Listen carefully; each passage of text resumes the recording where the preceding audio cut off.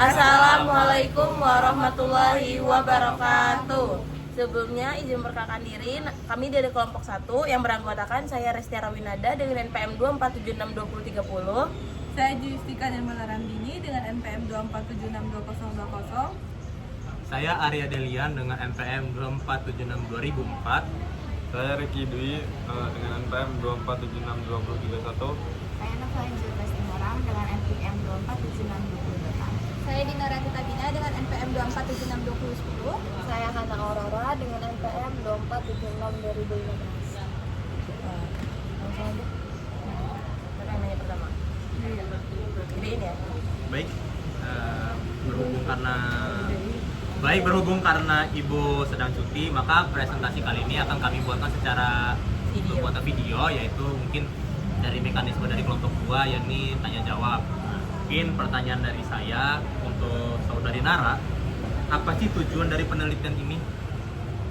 Tujuan dari penelitian ini yaitu mengetahui pengaruh volume reaktor terhadap konversi asam asetat. Baik, terima kasih. Saya mau bertanya kepada Arya, apa sih fungsi utama dari CSTR itu? Baik, saya akan menjawab dari pertanyaan Saudari Juyus bahwasannya fungsi utama dari CSTR tersebut itu adalah untuk mencampur reaktan secara merata selama reaksi berlangsung. Oke, di sini saya mau bertanya kepada Ricky, apa produk utama untuk reaksi esterifikasi? Produk utama dari esterifikasi yaitu etil asetat dan air.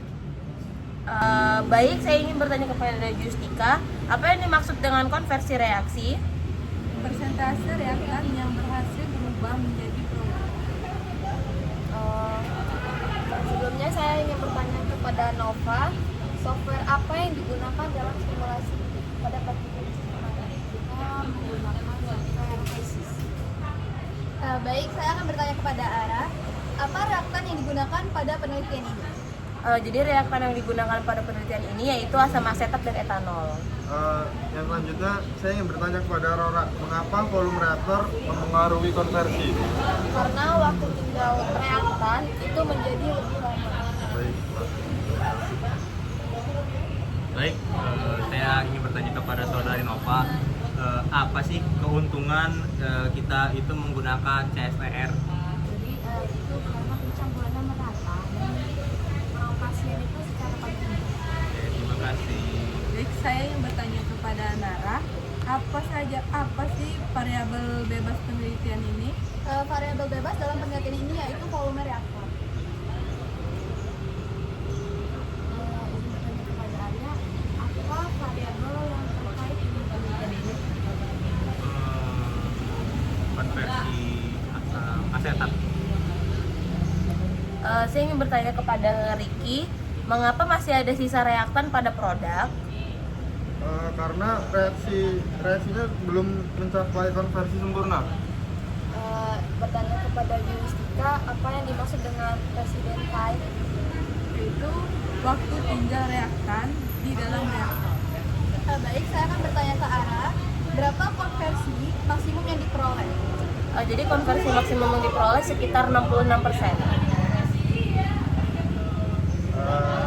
Saya ingin bertanya kepada Nova, pada volume berapa kinerja reaktor itu yang terbaik kinerjanya?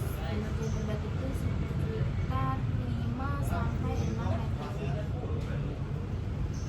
Baik, mungkin saya akan bertanya kepada Saudari Rora, mengapa ya konversi itu mulai melandai pada volume besar? Karena reaksi mulai mendekati keseimbangan. Terima kasih.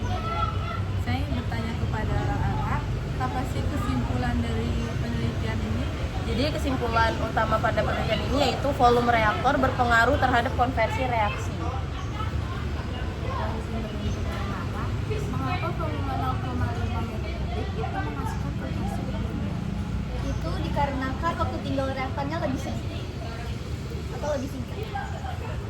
Saya ingin bertanya kepada Arya, apa produk samping dari reaksi esterifikasi? Dari simulasi yang kita lakukan itu produk samping yang diperoleh itu adalah air.